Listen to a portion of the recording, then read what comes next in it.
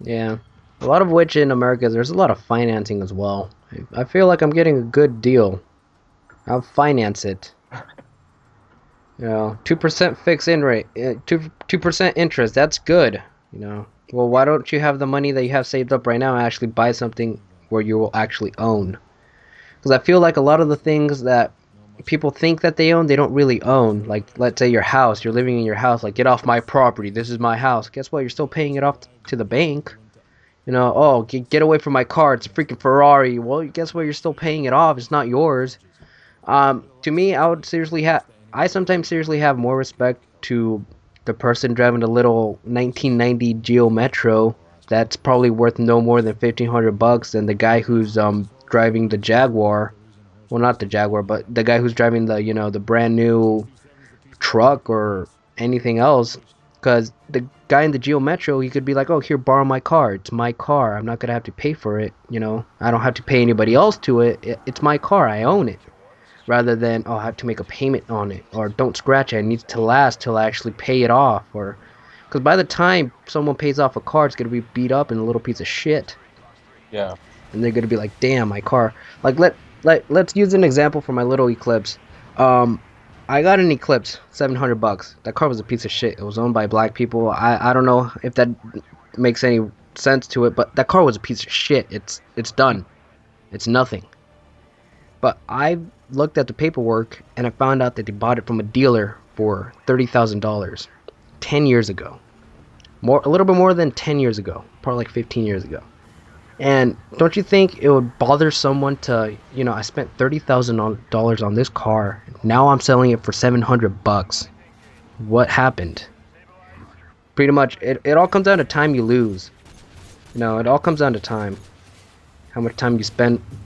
You spend a certain amount of time doing, working. You spend a certain amount of time of relaxing. You spend a certain amount of time. It all comes down to time. Either way, you can't stop time. You can stop working, but you can't stop time. And yeah,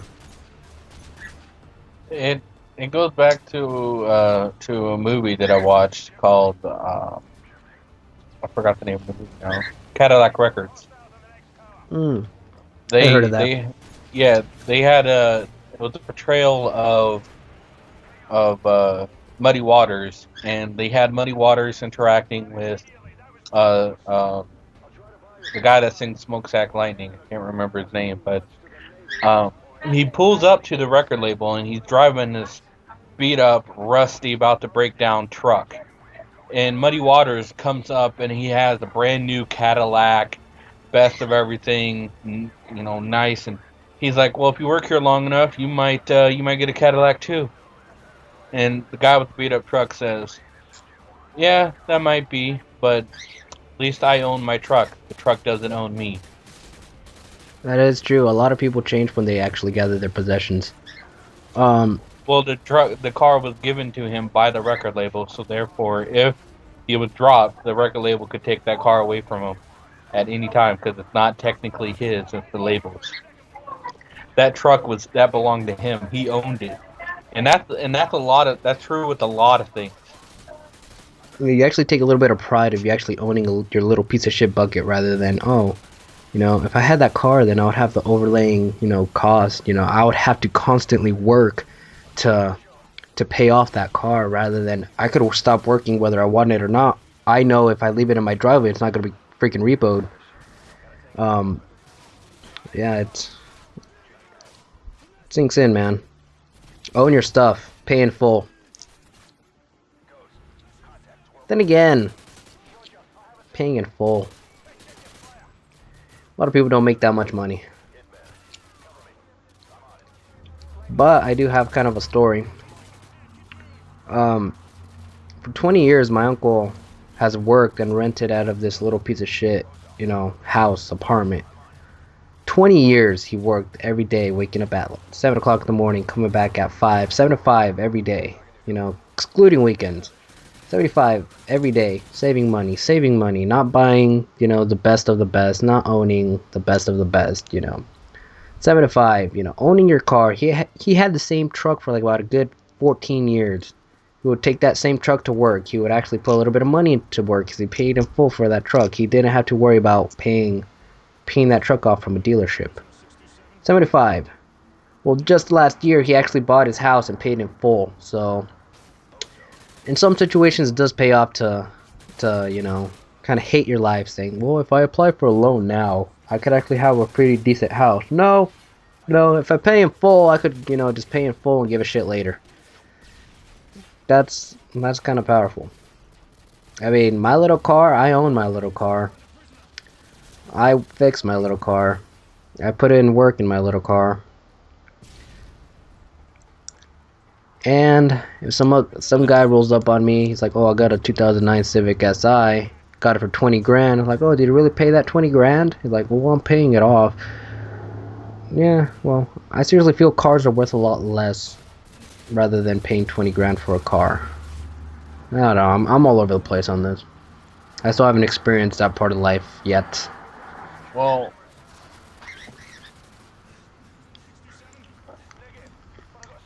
the economy that we live in, the world that we live in, it's all centered around debt. That's how they draw you in. If you can buy something and pay it off right then and there, and there's no financing and no interest, they're not going to make their money. So the whole point is to overinflate things, to increase the prices of products that shouldn't be expensive at all, and then to where you can't buy it off in full, so you have to pay interest and all of this. And then they give you the American dream bullshit on TV with all of these rap stars and hip-hop stars and country stars, where they're showing off all this money, and then they have like the diamond field watches that are size of your fist, and they have all the gold chains, and then they have the top of the line vehicles. It's all marketing, and if you give into that, you're going to become owned by your vehicle or whatever you start trying to pay off. You're not going to own it. It's going to own you. So in other words, people are naive and weak. People need to be strong. We need to teach better morals. Don't give in to what you see on TV. Don't give in to your neighbor has the best fucking car out there. You gotta have the best car out there. No, stay with your little piece of shit bucket. Be happy by yourself. As you said, what was that quote as elders gave you? What elders? I don't have elders. Oh well, the if you're not willing to give up your possessions, you're not worth. You're the only person. The only thing you do good is to yourself. Or how did that go? Oh, they said that if you're not willing to give up your possessions, you're no longer caring about those around you. You're only in it for yourself. You're only in it for yourself. Yeah. And if you have a neighbor that's driving a nice vehicle and a newer vehicle, and you feel envy and jealousy, steal it. Then it's yours. It's no longer his. It's yours. Possession is 9/10 of the law. You don't know how bad I would feel when fucking fire truck. You don't know how bad I would feel. That sounds like a dying truck. I know, it's just be a full-on fire truck, or just don't be a fire truck at all. And there go the doggies. You know how bad I would feel. Do you hear them? Go ahead. You hear them? Yeah, I was gonna say, yeah, the dogs are telling it to be a full-on fire truck or piss off. Quit teasing us. All right, hold on. I'm gonna go shut them up. I'll be back.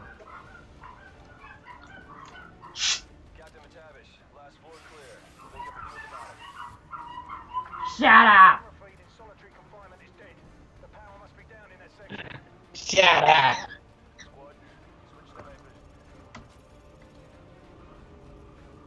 Alright.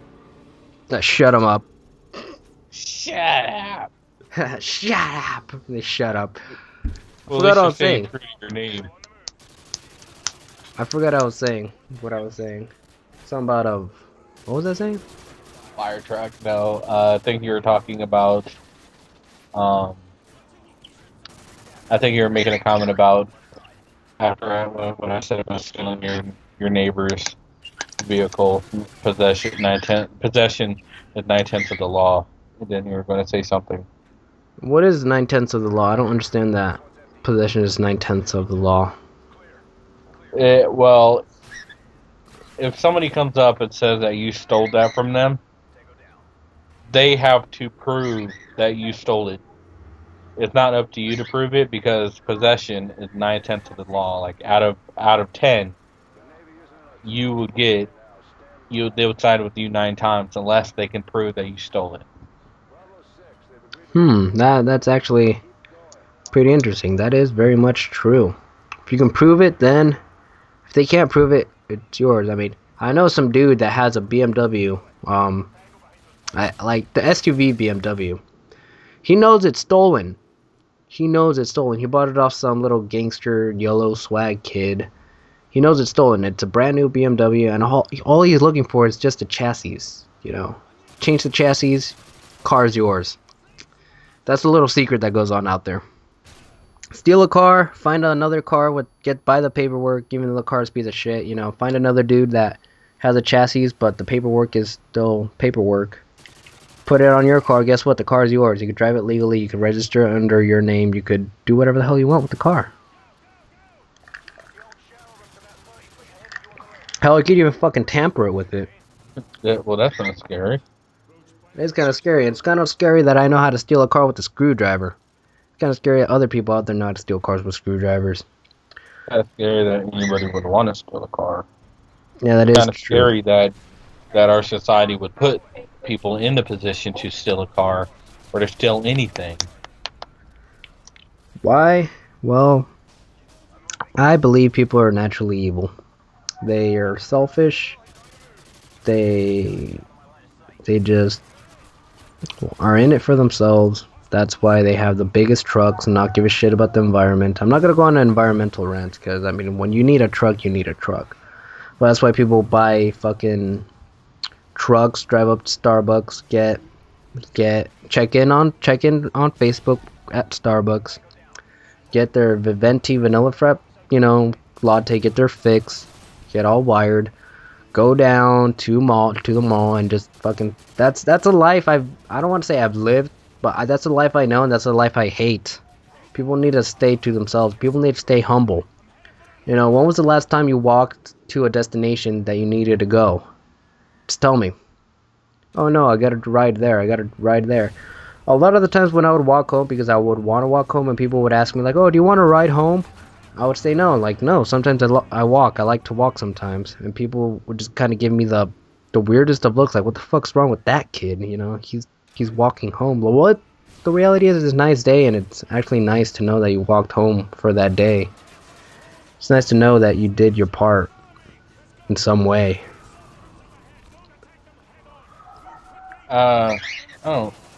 Here, when I would walk home from school, I would actually enjoy it because Washington is the evergreen state for a reason.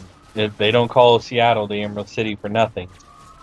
There's so many trees and this plant life everywhere.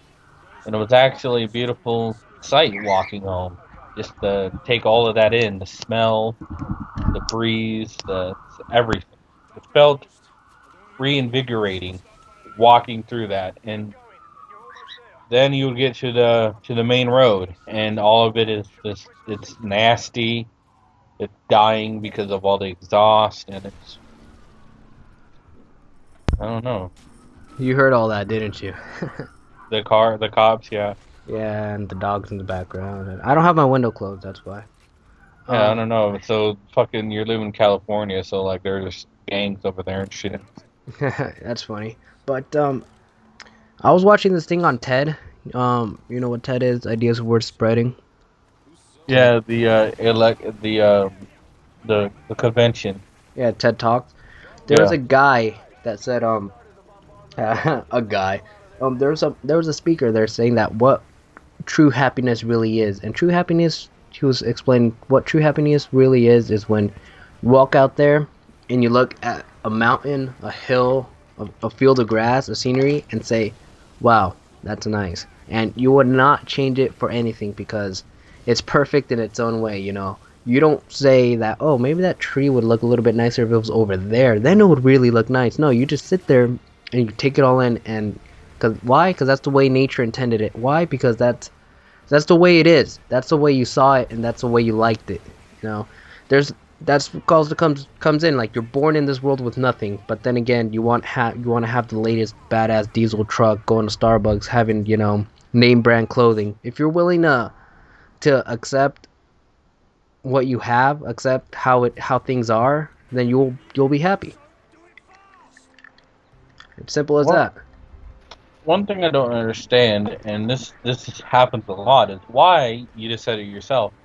You know, people don't look at a tree and be like, "Wow, that tree would look better if it's 2 feet to the right and planted over there." No, it looks beautiful the way it is because it's natural and it's the way nature intended it. Why do we give nature that benefit of not judging it on how it presents itself to us, but within our own species, we have to fit a certain standard. And if you don't fit that standard, you're no longer a part of the groups or society. You have to you have to put on makeup. You have to look a certain way. You have to dress. You have to like the latest fashion. Why can't nature give us what we have naturally and everybody accepts it? I really don't know. I really don't have an answer to that question, but I do understand it. And I I honestly believe that the actual true key to happiness is being able to share it with somebody. Happiness only exists when shared. you know that is very much true.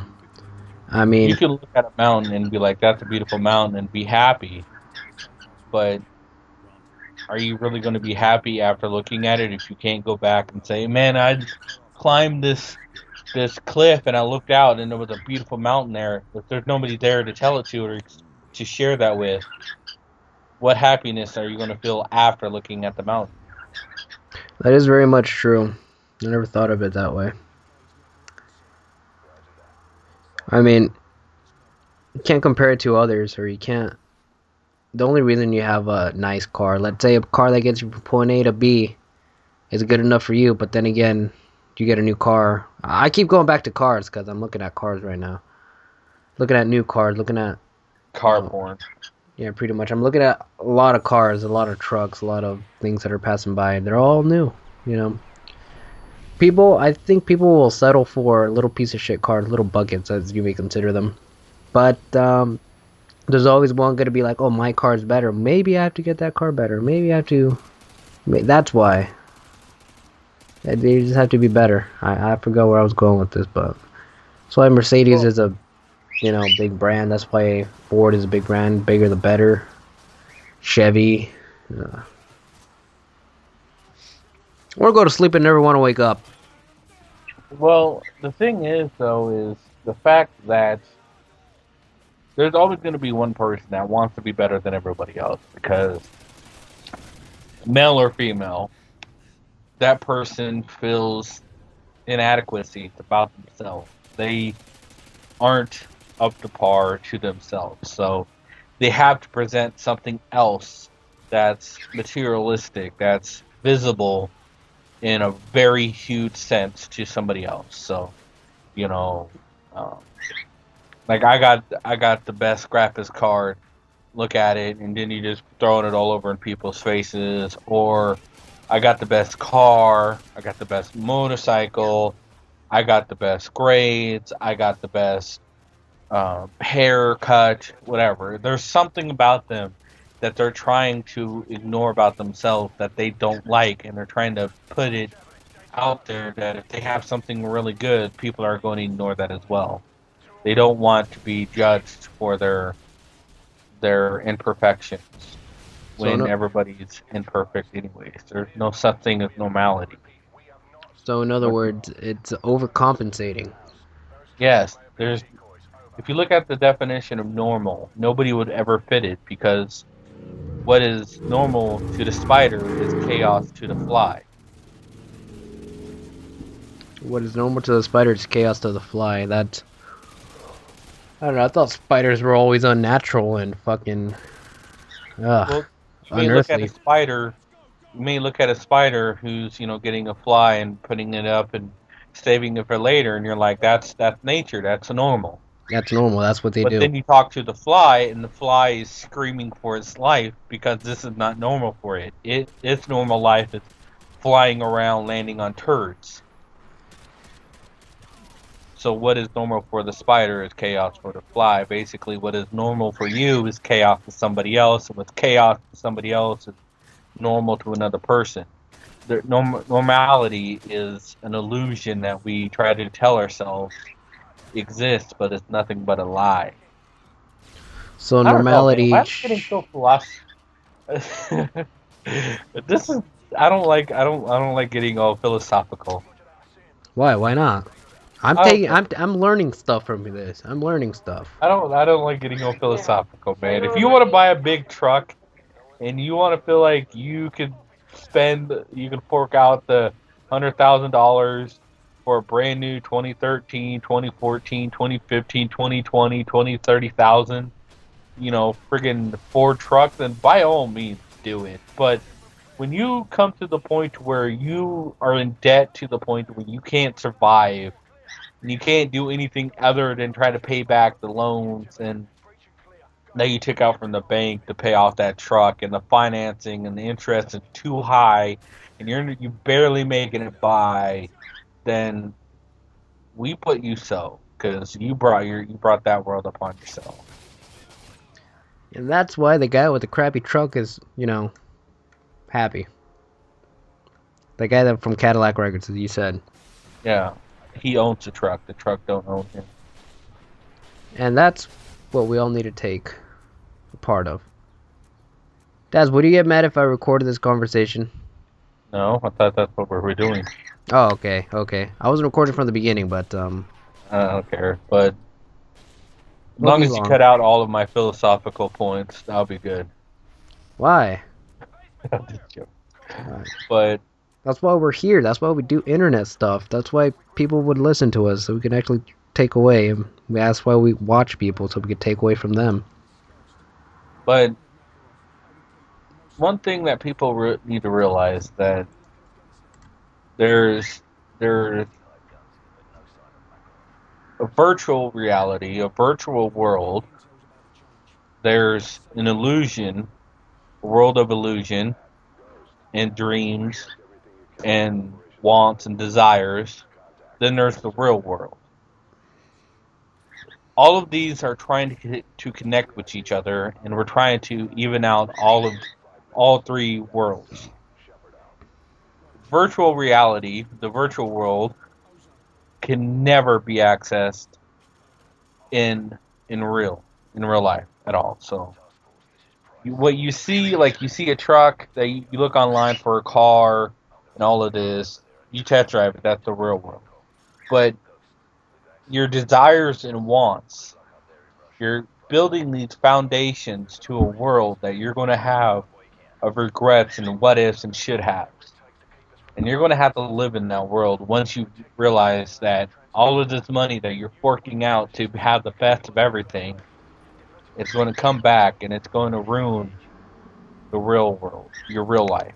That to the point that you're not going to be happy anymore.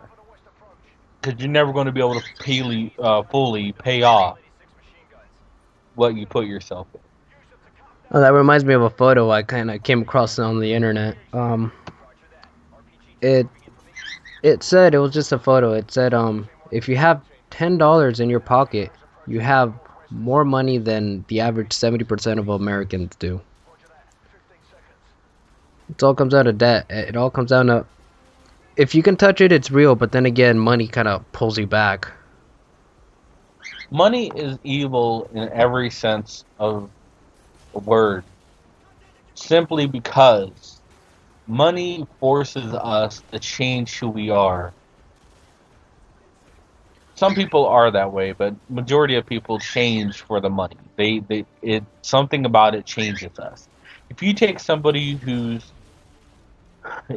say the guy with the beat up truck, and he has a decent sized house. He has a decent sized TV, nothing like 80 inches. This simple 30-inch HD TV, little normal laptop that doesn't really game or anything like that, and he's getting by just fine. If you give him $500,000, $1 million, give him $1 million. Say that there's no no interest, no none of that, no I can't think of the right word. Um, just $1 million, no questions asked. It's yours. No strings attached. That's what I was trying. No strings attached.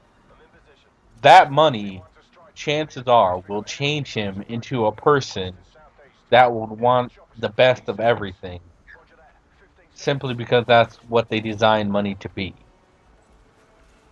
They design money to give you things, right? Give you the things you want. Money is designed to make you fight, to make you ruin, make you do unimaginable things for your desires and wants. People will rob their own family for money. People would rob other people. They would murder people. They would do anything for money. And it's all because that illusion that we're told, that lie, that money would give us happiness. And I know that there's jokes out there and people try to say, well, if you had $100,000, buy a jet ski and tell me that you wouldn't be happy on that jet ski. I wouldn't be happy on that jet ski if I had to take a loan from the bank. I wouldn't be happy on that jet ski if I had to put myself in the debt to get it. I wouldn't be happy on that jet ski if I didn't have somebody to share it with. Well, one also gets used to the things they have. It becomes normal. Like, I was watching an Acura commercial, and it says, you get out of your luxury bed, put on your luxury coat, put on your luxury pants, you step out of your luxury room, you lock the door to your luxury house, you go get your coffee from your luxury coffee maker, and you step into your luxury car. Then suddenly, everything else seems normal to you. Now, that kind of did take away from me, but it's just the way people are kind of brought up. If you're used to having the best of the best, it's going to be normal to you.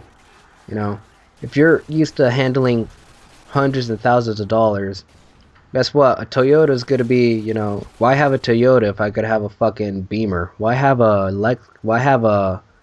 Honda when I could have a fucking Lexus? Why this or why that? That's all I got to say about that. I mean, what is normal for the over entitled rich people is chaos to the poor. You can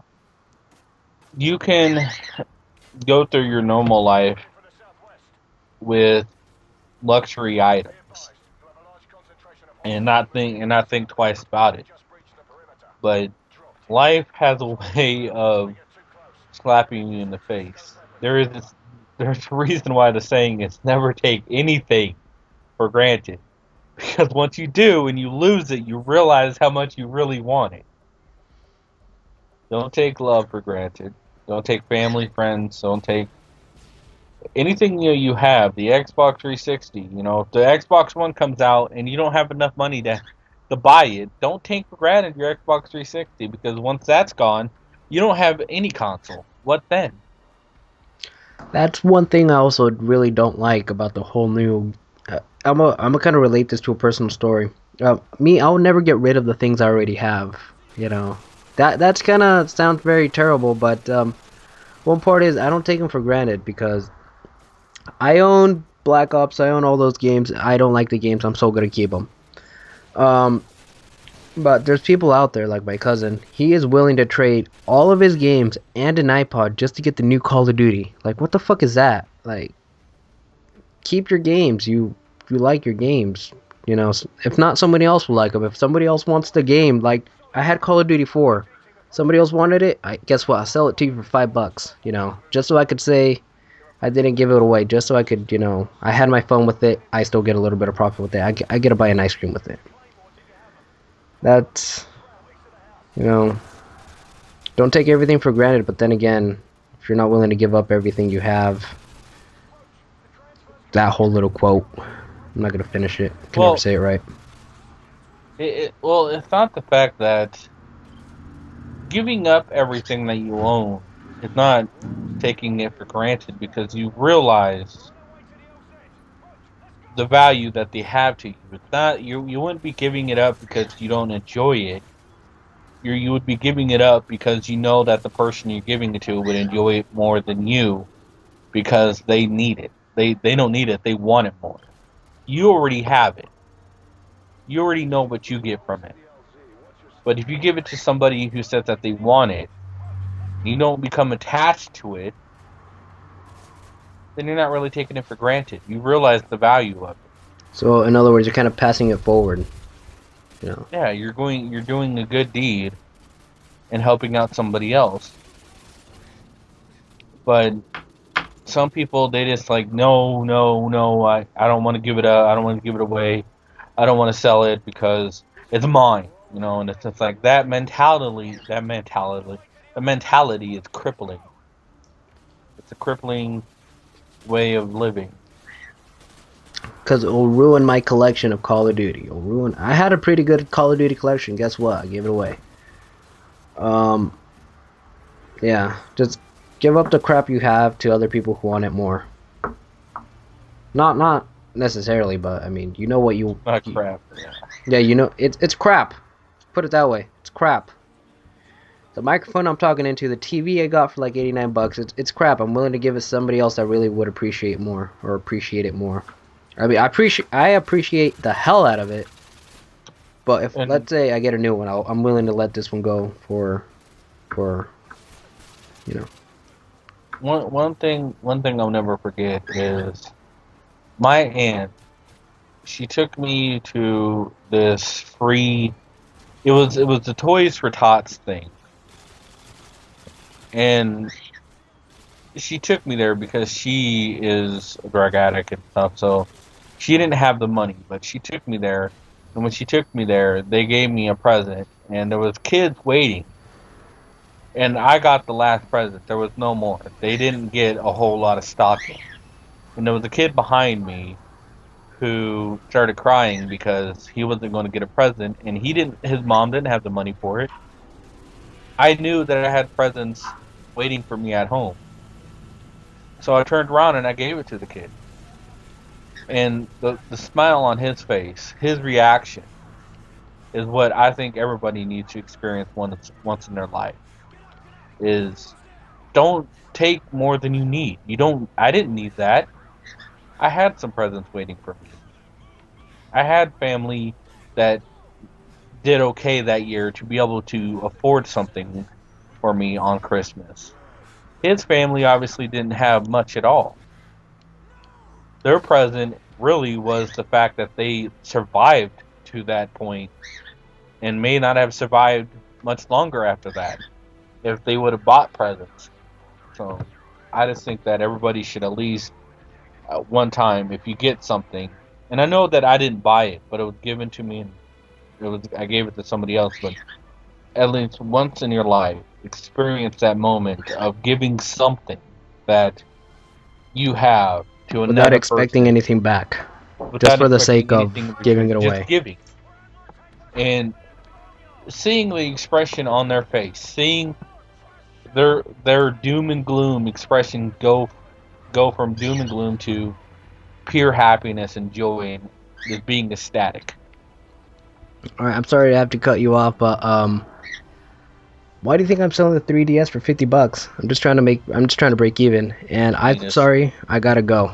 We'll probably continue this later. I gotta go outside and get some fresh air because it's getting pretty hot in my little room. Oh, getting hot and bothered. Look at that pictures. Okay. All right. Thanks, Dad. Thanks for all who watched. All right. Goodbye. Peace.